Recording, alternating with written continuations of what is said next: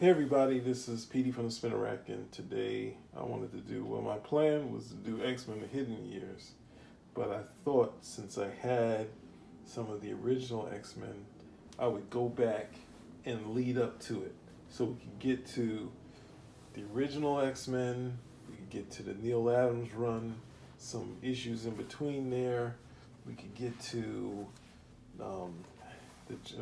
Giant Size X-Men, The Hidden Years, and possibly round it out with the X-Men Children of the Atom. But this is really start to doing some stuff with the X-Men, right? So ultimately, this is Stanley. Well, I think though the idea was a lot of people now saying the idea came from Kirby, of course, that it was an existing idea that he had, but in truth, Kirby, outside of Robin, Kirby is one of the few who's partnered with Joe Simon to do the Teen Heroes with the Young Allies, where they really look like kids, where we would have the Newsboy Legion, the Boy Commandos. What else we got here? Something else. And the Boy Explorers, right? So, in that, when the Fantastic Four hit it big, they say that Martin Goodman wanted a team of torches, meaning a team of young people. But at this point, you can slowly start to see Kirby, the guy who was very much a part of doing the Teen Heroes, start to add this extra muscle to the characters, right? So with that, we're just gonna go into X-Men #1. I think, and this, if you look at some of the original art for this, they have on the Heritage site, this X-Men stuff doesn't have notations in the what's name, but I don't have that right here. I have X-Men Grand Design, and luckily they reprinted the original issue with this sort of newsprint thing, right? So we have the X-Men #1 in all its glory, reprinted on a pseudo newsprint type of deal, right? This is kind of the texture these old comic books should kind of be reprinted with. I think the closest anyone's gotten to this is Alan Schumer, but this is a good close thing to it, right? And we got the X-Men meeting Professor X and utilizing their powers all on the page, right? We got the Danger Room, and I believe Stanley said Kirby had just added this at the school. This is how they would train in this Danger Room, and they would have danger in this. Now, a lot of the pros have fallen out of love with it. I don't believe, who was it? Byrne and Claremont actually liked the Danger Room. And you could see it's only to the end of Byrne's run where he starts to utilize it, and he did some cool stuff with it. But gratefully, they didn't do more. But we got some of this cool stuff here, right? And this is a book, I think I've had this in Amazing Adventures, and I split it in two, right? So we had this training thing, right? And Cyclops already showing that he can do his thing against his teammates.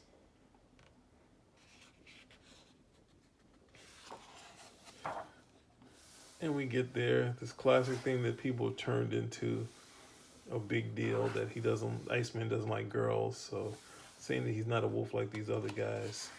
And this is the closest, even though they're in like suits and whatnot, it's a note that I don't think this would be strange for the 60s, even though it kind of feels like it might be a 50s sort of style.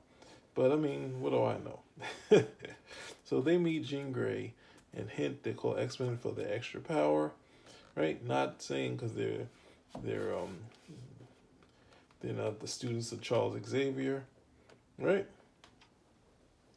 And Cyclops is introduced as Slim, right? So that's there. And this is one of the things that Kirby is going to start doing in this series, is doing these wides, these a third of the page wide panels, which is, I think, are really cool, right?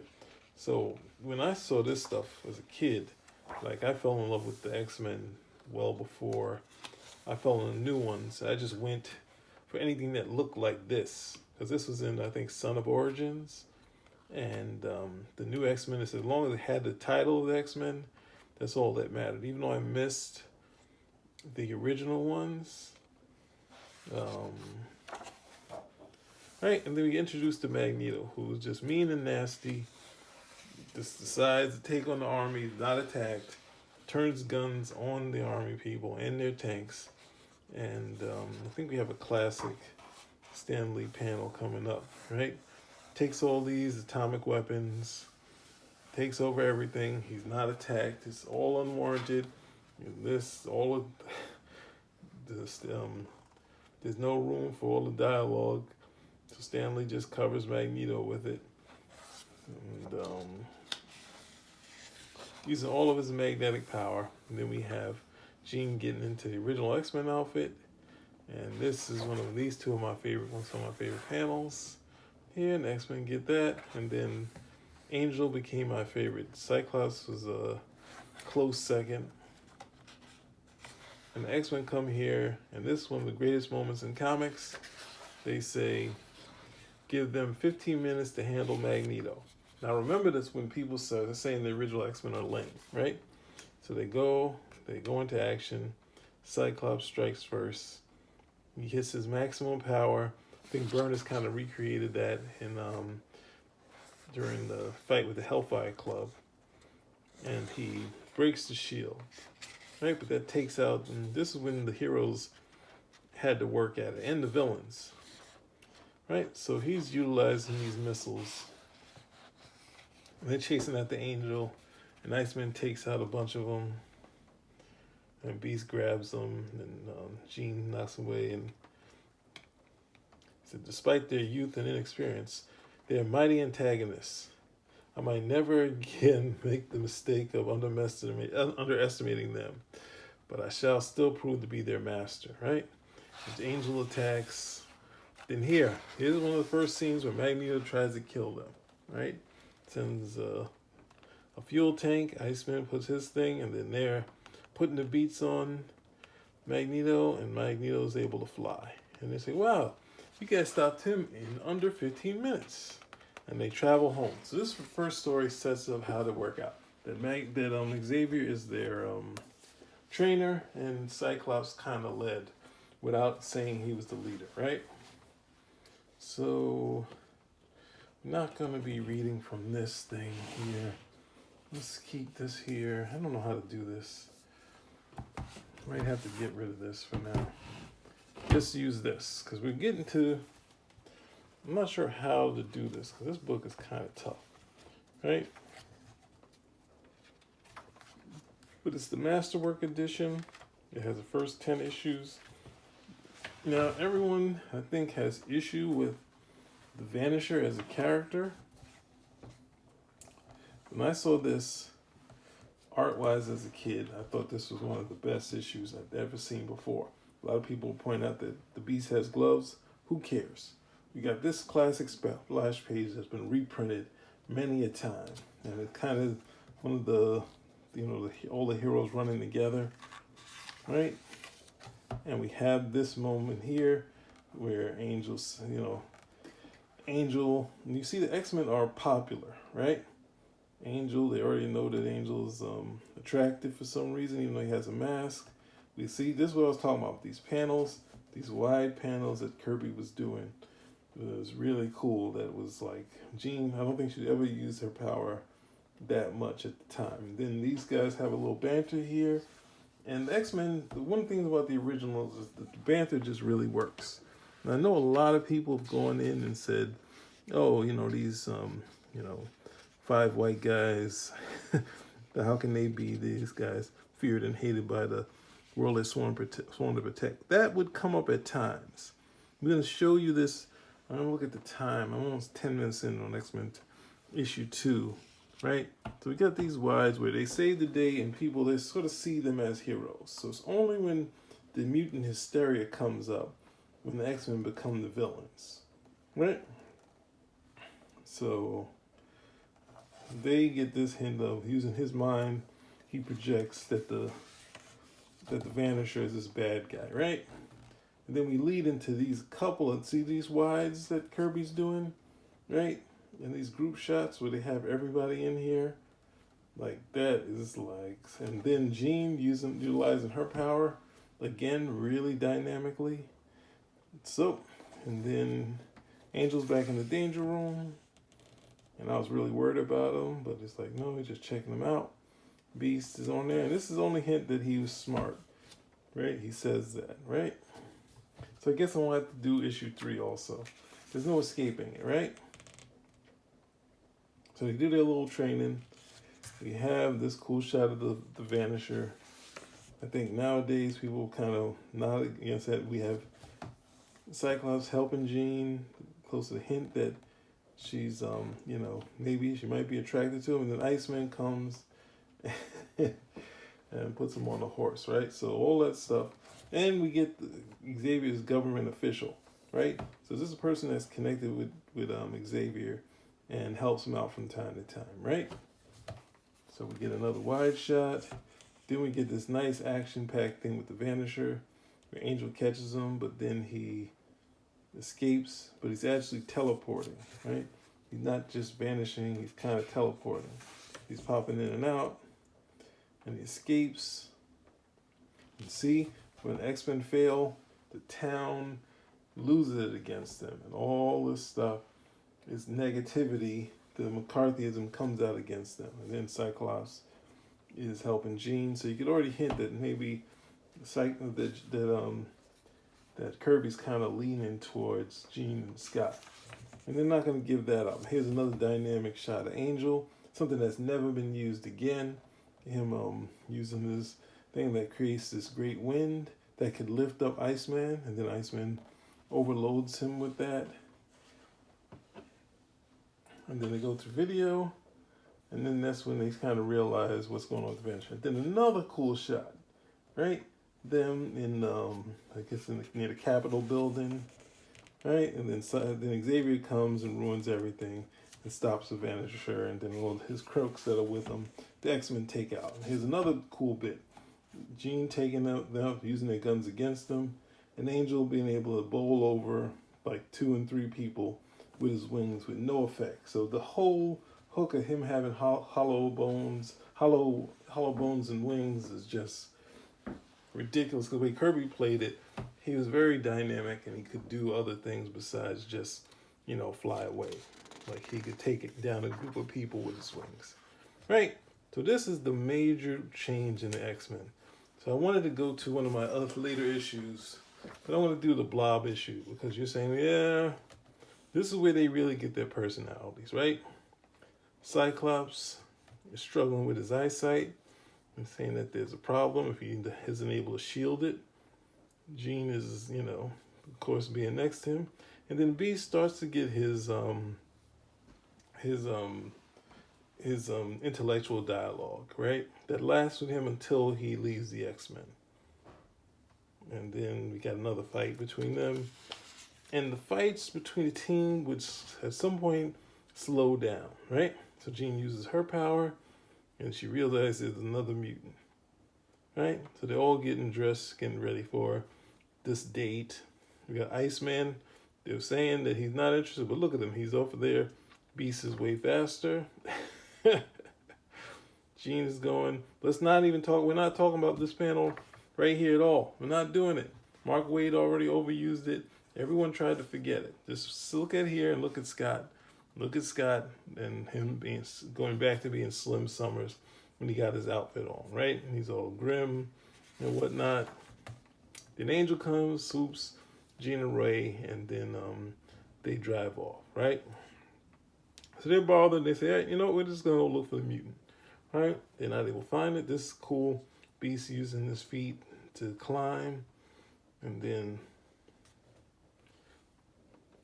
Cyclops figures this thing out.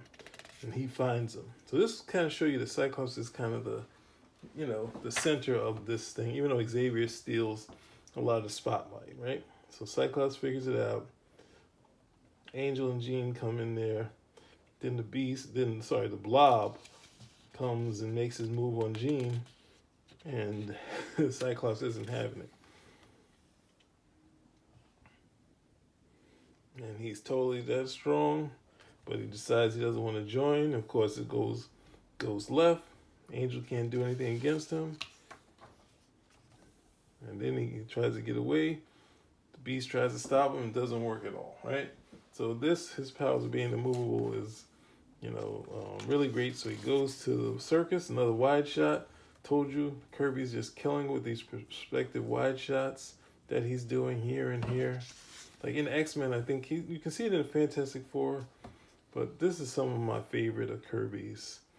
I don't know. And Iceman, of course, making himself some ice cream. We had the Beast doing his intellectual thing.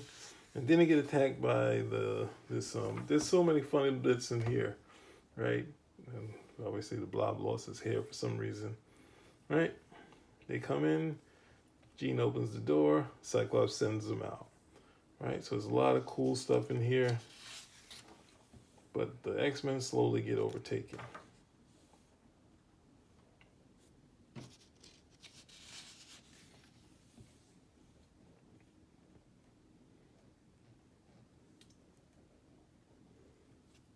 And somehow they catch the Beast for some reason, but then they direct him into the Blob, and Blob stops him. The X-Men are captured. Xavier comes in and helps them. She frees the team. And then, of course, the X-Men make short work of these guys. Angel does it again, using his wings to knock out all their weapons in one fell swoop. There's something that never gets done. And I don't want to do this one. I like this one, but it's going to lead to... I can't. What time is it? Shoot.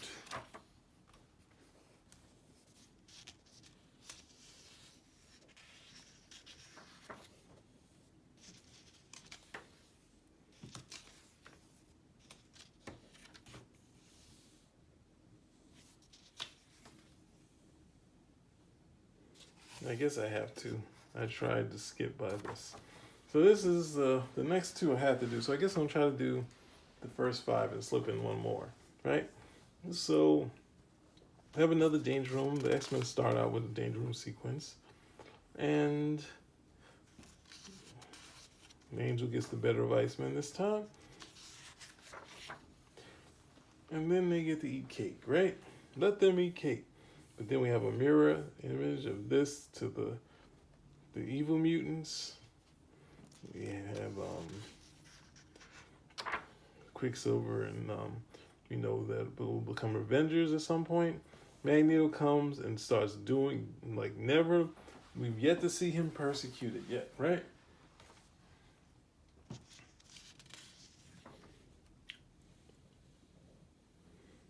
So we find out that the Quicksilver and the Scarlet Witch are not actually evil, but they made a pledge to Magneto. Magneto saved her because she was destroying the town with her power, and he stops it, right? And Quicksilver is not really keen on humans either, right? But he's going to stay as long as Sister's there, right? So this one they realize that Beast, of course, this nice setup to show what these guys are like. And Xavier has his first meeting with Magneto, and he uses his powers to amplify his Magneto's thoughts, and they have a battle in where they have this argument. He said, "You're a mutant also." He said, "We're trying to save mankind." And here what he says, says, "Never. The human must be our slaves. They are not worthy to share dominion of the earth with us. You've made your choice. Forevermore, we are mortal foes." Right? And then Xavier is yelling out there. But then here, Magneto, they just come to a town and using Mastermind, just take over with their phony Gestapo. Then, of course, they get their own Gestapo. And then look at Magneto, terrorizing the humans for no good reason, right? So this leads to the X-Men coming in and try to save the day. That, of course, leads to some fights. And we see less wide shots of everyone fighting at once, but we get a couple of cool ones here, like this one here, right? This sort of perspective shot that Kirby would have, these wides. And Cyclops saving the day as usual.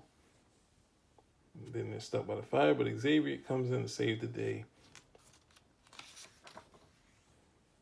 And Xavier takes this blast. Somehow he throws himself in front of the door and realizes his powers are gone. Right? And as a kid, I was like, oh my goodness, this is terrible. So this would lead to the issue. This, I've already said that X-Men 2 is the issue, but this is the issue. This cool shot of Cyclops, I think, would lead to Neil Adams to realize that, to show how this his optic visor works, right? Beast got some gloves on again. Right, so they put Xavier to bed. Everyone's getting to utilize their powers, except for Iceman for 2 seconds. And then X-Men clean up, right? Because Jean's parents come by. So they all get ready to show that this is a school. They meet up with Jean's parents. We seen that they were a key part of the Dark Phoenix saga. And she talks about the glasses, and he has some sort of eye condition. And they go in the room, and it's empty, and then another bug out that Cyclops gets stuck, and he barely survives the danger room by himself, right? And this is a gag they will play up a few other times. They leave. Mastermind doesn't suspect that the X-Men is somewhere around here, and he leaves. And Magneto's ready for another plan, right? So Angel's watching TV, and he starts to see someone who's clearly a mutant. And this is another thing. This is one thing the X-Men forgot. So this is why I couldn't skip by this one either, right? Because the mutant's in trouble, the X-Men come and save him. Even though, look at the crowds.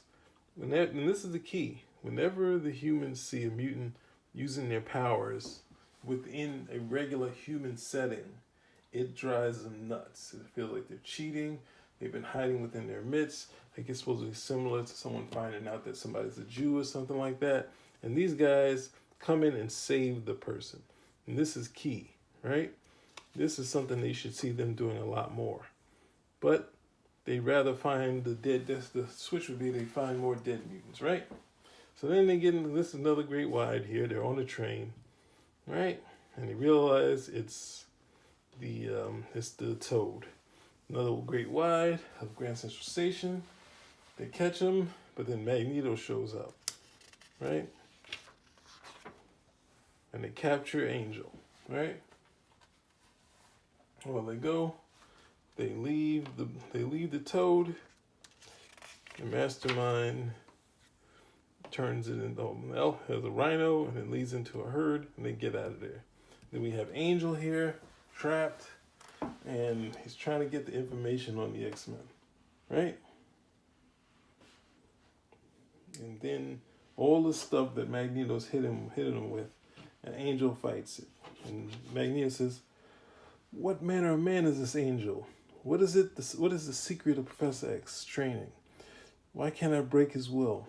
Why does he resist me?" And this is something that everyone's forgotten, that Angel is under pressure by Magneto, and he stands firm. We don't know how long it is, but the Toad, who not smart enough, just goes on automatic to find his way home. And it leads to a ship.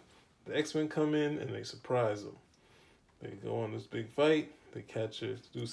They already have stuff in place to take out Cyclops and Jean and Fire, but they're slowly getting out of it. At the same time, they're about to throw and kill the X-Men, and Scarlet Witch saves them. And then Magneto's ready to do something, and Quicksilver says no. And this is a great moment. So I was reading it. They have this ascension in the ranks, and we have this Quicksilver, who everyone says is a jerk, have his moment. where he stands by his sister, right? So then they're back to fighting, and they get somehow they get Cyclops, get Quicksilver to slow down. Then Angel freeze. They're running scared from this monster, but it's clearly Mastermind.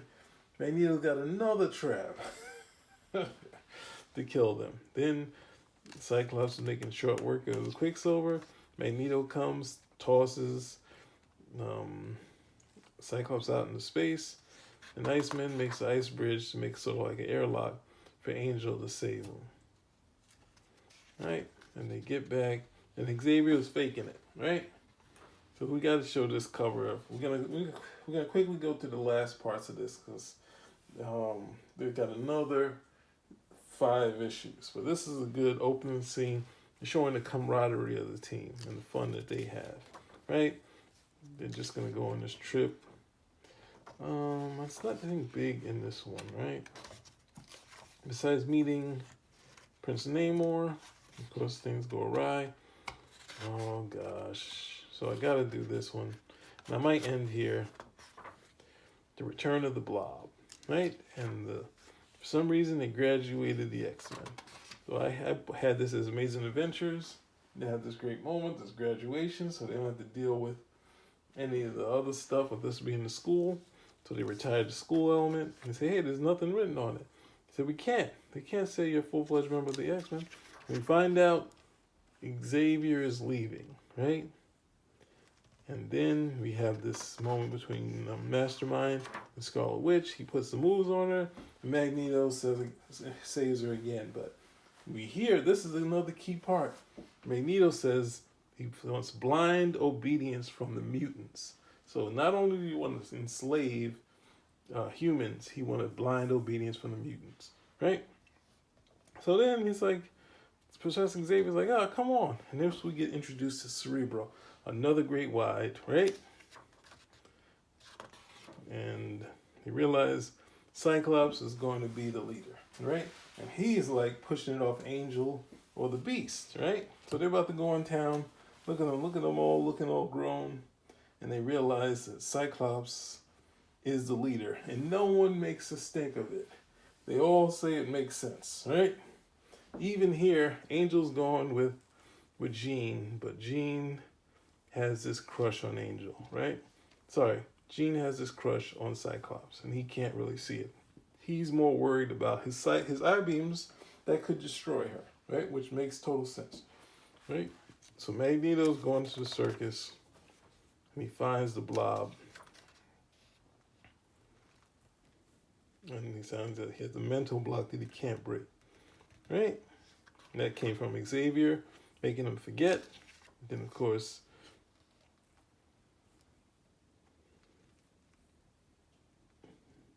when Magneto finally uses his power, he can't move him by lifting him, but he lifts the floor below him, and that somehow jogs his memory.